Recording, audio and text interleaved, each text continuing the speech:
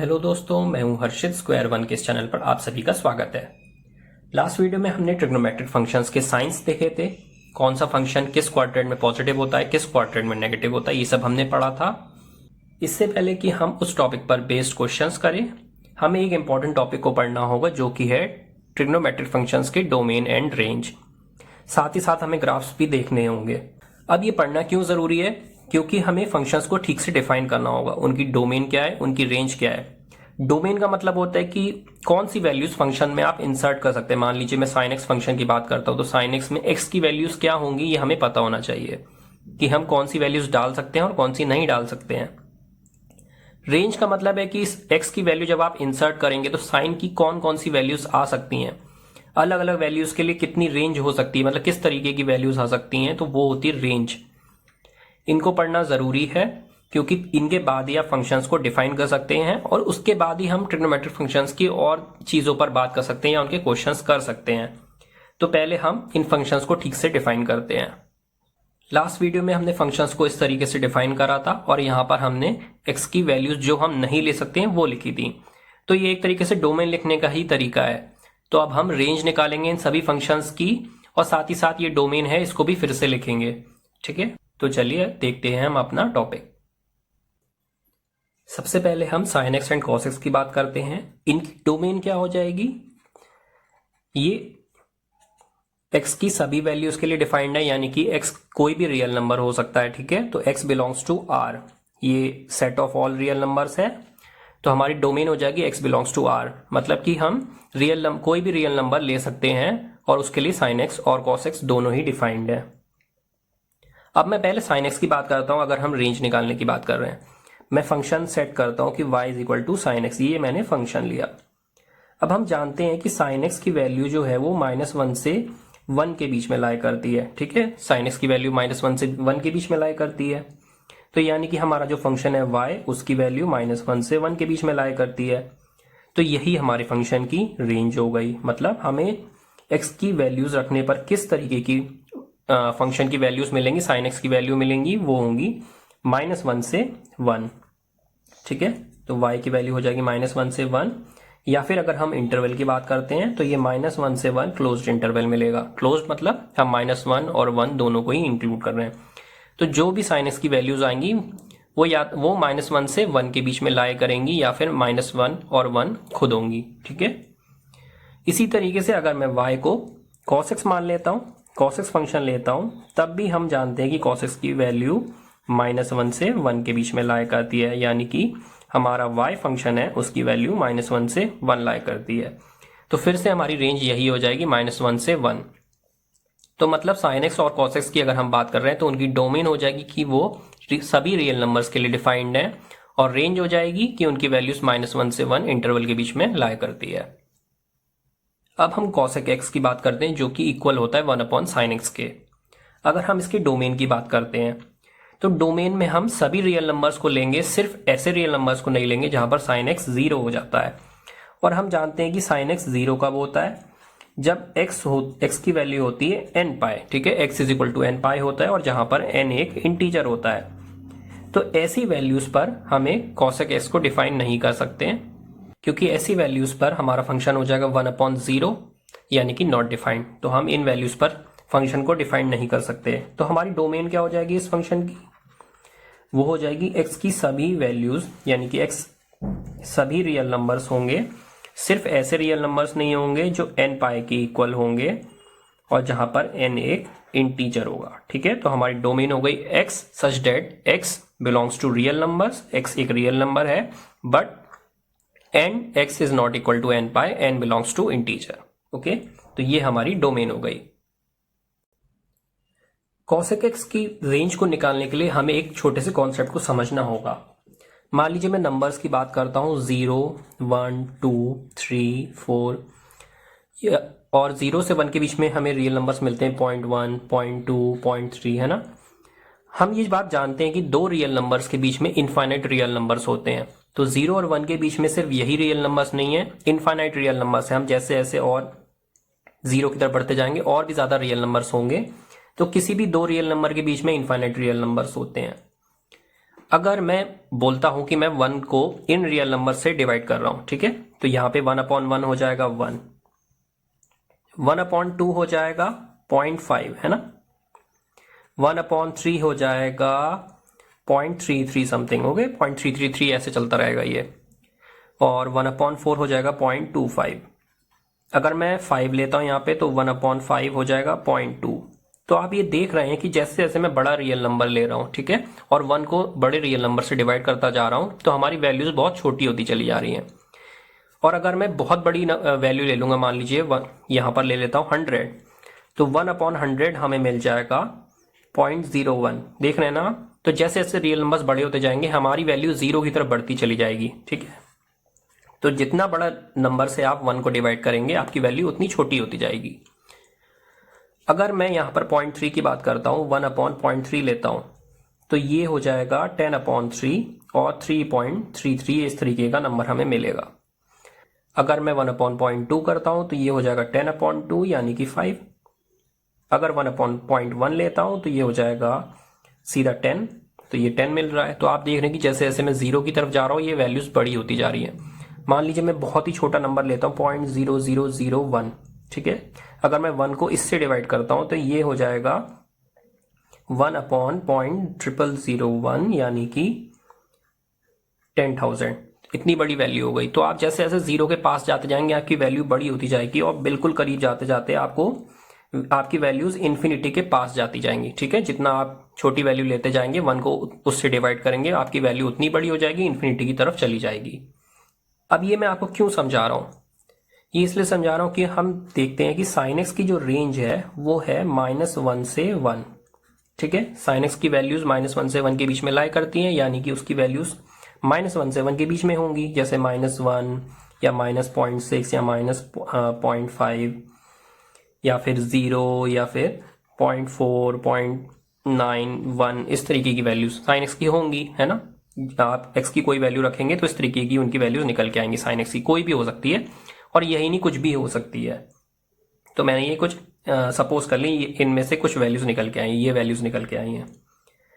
तो अगर मैं 1 को इन वैल्यूज से डिवाइड करता हूँ, 1/-1, 1/-0.6, 1/-0.5, 1/0 तो नहीं ले सकते, तो क्या इसके आसपास की कुछ वैल्यूज सपोज कर लेते हैं, लेकिन मैं तब भी 1/0 लिख ले रहा हूँ एक बार को। 1/0.4, 1/0.9 और ये हो गया 1/1, ठीक है। तो अगर आप 1 को इन वैल्यू से साइन एक्स की वैल्यू से डिवाइड कर रहे हैं तो ये वैल्यूज कैसी होंगी, 1/0, ये इससे अगर जरा सी भी वैल्यू मैं पॉजिटिव लेता हूँ, बहुत छोटी सी 0.00001 सपोज, ऐसे इस तरीके की वैल्यू होगी, बहुत इनफाइनाइट जीरोस लगा दिए यहाँ पर, तो ये इन्फिनिटी के करीब हो जाएगी, ठीक है। और यहाँ पर 1/1, ये आप 1 देख रहे हैं। तो जैसे जैसे आप 0 से 1 की तरफ जा रहे हैं या फिर 1 से 0 की तरफ बढ़ रहे हैं और 1 को डिवाइड कर रहे हैं इन वैल्यूज से, तो आपकी वैल्यूज 1 से लेके इन्फिनिटी तक जा रही हैं, ठीक है। और अगर आप नेगेटिवली चल रहे हैं तो यहाँ पर आपको -1 मिला है और यहाँ पर आप -0.00001 लेंगे 1 करके, तो आपको आंसर मिलेगा यहाँ पे -इन्फिनिटी। तो आप देख सकते हैं कि आपकी वैल्यूज -1 से -इन्फिनिटी के बीच में जा रही हैं, ठीक है। अब ये 1 को साइन एक्स की वैल्यू से डिवाइड करने का मतलब क्या है, ये आपको जो मिल रहा है ये है cosec x, ठीक है। cosec x क्या होता है, 1/sin x। अगर मैंने साइन एक्स की वैल्यूज मानी है तो 1 को साइन एक्स की वैल्यू से डिवाइड करने का मतलब है कि मुझे cosec x मिल रहा है। तो यानी कि ये cosec x की रेंज है कि उसकी वैल्यूज या तो 1 से इन्फिनिटी के बीच में लाई कर रही हैं या -1 से -इन्फिनिटी के बीच में। तो हमारे cosec x की रेंज क्या हो गई, ठीक है, वो हो गई, या तो हमारी वैल्यूज होंगी -इन्फिनिटी से -1, ठीक है, -इन्फिनिटी से -1, सबसे छोटा नंबर -इन्फिनिटी होगा, तो ये लेफ्ट में आ गया। ओपन इंटरवल है, क्लोज नहीं ले सकते हम इन्फिनिटी पे इंटरवल, क्यों, क्योंकि इन्फिनिटी कोई नंबर नहीं होता है, वो एक पोजीशन होती है, बस इनफाइनाइट है, तो इसीलिए हम इसको हमेशा ओपन इंटरवल कहते हैं। और यहाँ पर ये इंटरवल हमें मिल रहा है 1 से इन्फिनिटी, ठीक है, और बीच में हम लगा देंगे यूनियन, क्योंकि उसकी वैल्यू इनमें से कोई एक होगी, तो हमने बीच में यूनियन लगा दिया। तो ये हमारी रेंज हो गई। अगर मैं इसको सेट के फॉर्म में लिखता हूं तो ये हो जाएगी y such that y is a real number या y belongs to R and y is greater than equal to 1 और y is less than equal to -1। तो ये हमारा सेट हो गया, यानी कि या तो y ग्रेटर देन एक रियल नंबर है और y या तो 1 से बड़ा है और 1 के इक्वल भी हो सकता है। 1/1 हमने ये इंक्लूड कर रहे हैं 1 को, तो या तो 1 होगा या उससे बड़ा होगा या फिर -1 होगा और उससे भी छोटा होगा। ये छोटे होंगे ना, -1 -2 -3 जितना आप लेफ्ट में जाएंगे वैल्यूज छोटी होती जाएंगी, इसीलिए y less than equal to -1। तो ये हमारे cosec x की रेंज हो गई। ठीक है, sin x की वैल्यूज हमने इमेजिन कर ली कुछ इस तरीके से और cosec x निकाला 1/sin x करके और ये हमें रेंज मिल गई। तो cosec x की रेंज क्या हो गई, -∞ से -1, वो कोई वैल्यू ले सकता है, या 1 से ∞ कोई वैल्यू ले सकता है, जिसमें -1 और 1 दोनों ही इंक्लूडेड है। इनके बीच की वैल्यू यानी कि -1 से 1 के बीच की वैल्यूज वो रेंज में नहीं आएंगी। cosec x की वैल्यू कभी -1 से 1 के बीच में नहीं हो सकती। sec x की रेंज भी हम सेम इसी वे में कैलकुलेट करते हैं और उसकी रेंज भी यही होती है। क्यों ऐसा होता है, क्योंकि cos x की वैल्यूज भी -1 से 1 के बीच में लाया करती हैं और सेम यही हम कॉन्सेप्ट करते चले जाते हैं। यहाँ पे sec x ले लेते हैं cosec x की जगह और रेंज यही सेम निकल के आ जाती है। तो sec x की रेंज क्या हो जाएगी, सेम cosec x वाली ही रेंज हो जाएगी, y such that y belongs to r, यानी कि y एक रियल नंबर है और y या तो 1 से बड़ा या उसके इक्वल है या फिर y -1 के इक्वल या फिर उससे छोटा है। इंटरवल की बात करें तो -∞ से -1 यूनियन 1 to ∞ इस तरीके से लिखा जा सकता है। तो ये इसकी रेंज हो गई। डोमेन क्या हो गई, डोमेन में हम x की सभी वैल्यूज ले सकते हैं, यानी कि सभी रियल नंबर्स को ले सकते हैं, सिर्फ ऐसे रियल नंबर्स को नहीं ले सकते जहां पर cos x 0 हो जाएगा। और cos x 0 कब होता है, जब 2n+1 π/2 हो जाता है, यानी कि π/2 का ऑड मल्टीपल, और n क्या है, एक इंटीजर है। तो हमें ऐसी वैल्यूज को नहीं लेना, इसीलिए नॉट इक्वल टू लगा है। ठीक है, तो ये इसकी डोमेन हो गई और ये इसकी रेंज हो गई। एक चीज मैं और बता दूं कि जब हम डोमेन एंड रेंज की बात करते हैं यहाँ पर, तो हम डोमेन में एंगल की बात कर रहे हैं और एंगल जरूरी नहीं हमेशा x लिखा हो, यहाँ पर कुछ भी एंगल हो सकता है, कैसा भी एंगल हो सकता है। यहाँ पर एक फंक्शन भी हो सकता है अंदर एंगल निकालने के लिए। तो इसीलिए जब हम डोमेन की बात कर रहे हैं तो उस हम फंक्शन की बात करेंगे, पूरे जो भी एंगल होगा हम उसकी बात करेंगे, ये उसकी डोमेन है। ठीक है, x लिखा हो, 2x लिखा हो, 5x लिखा हो, x/3 लिखा हो, कुछ भी लिखा हो, उन सभी की डोमेन यही है और उन सभी की रेंज भी यही है।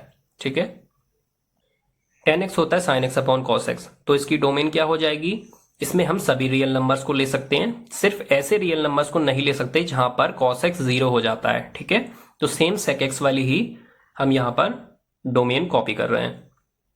रेंज के लिए हमें क्या देखना है, रेंज हम कैसे निकालेंगे, sin x की जो रेंज होती है वो -1 से 1 होती है, कोई वैल्यू -1 से 1 के बीच में होगी।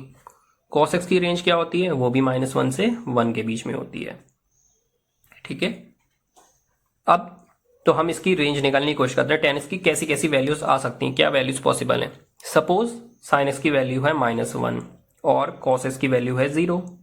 ठीक है, तो -1/0 ये लगभग हो गया -∞, है ना, डिफाइंड तो नहीं होता है बट -∞ हम ले सकते हैं। अगर sin x 0 है और हम नीचे वाली वैल्यू को 1 लेते हैं तो ये 0 हो गया, और अगर हम ऊपर वाली वैल्यू को 1 ले रहे हैं और नीचे वाली वैल्यू को 0 ले रहे हैं तो ये हो जाएगा +∞। यानी कि आप देख सकते हैं कि आपको -∞ से लेके 0 से होते हुए +∞ तक सभी वैल्यूज मिल रही हैं, -∞ टू +∞। तो यही इस फंक्शन की रेंज हो गई। ठीक है, ये पूरा इंटरवल -∞ से लेके +∞ तक ये इसका रेंज हो गया। और अगर हम सेट की बात करें तो y बिलोंग्स टू r, यानी कि कंप्लीट रियल नंबर्स यहाँ पर tan x की वैल्यू हो सकते हैं, कोई भी रियल नंबर हो सकता है। डोमेन पता चल गया, रेंज पता चल गई।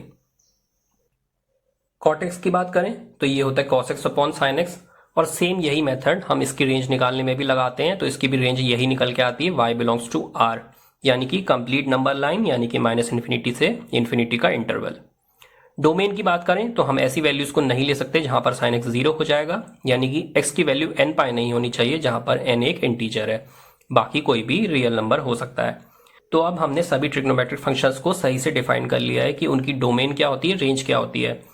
अब हम ट्रिग्नोमेट्रिक फंक्शंस में हम कुछ भी पढ़ते हैं तो हम उसको जस्टिफाई कर सकते हैं कि हाँ, हम अपने फंक्शंस को जानते हैं, हम जान रहे हैं कि हम किसकी बात कर रहे हैं, वो कैसी वैल्यूज लेते हैं और कैसी वैल्यूज देते हैं। इसके बाद हम कोई भी ऑपरेशन करें तो इसमें कोई ऑब्जेक्शन नहीं है। तो ये मैंने सभी फंक्शंस का, उनकी रेंज और डोमेन का एक चार्ट बना दिया है जिसमें मैंने सभी फंक्शंस लिखे हैं। साइन एक्स और कॉस एक्स की सेम रेंज है और सेम डोमेन है, यहाँ पे मैंने 1 2 1 2 लिख दिया है। कॉसेक एक्स और सेक एक्स की भी सेम रेंज है तो 3 4 लिख दिया, और टेन एक्स और कॉट एक्स की भी सेम रेंज है तो 5 6 लिख दिया है।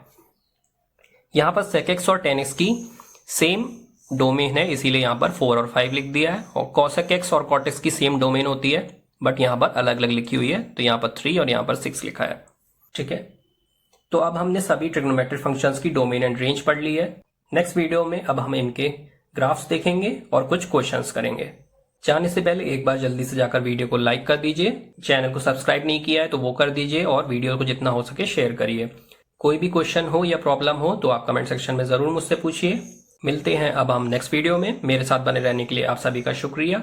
Save water and follow square one, your home for learning.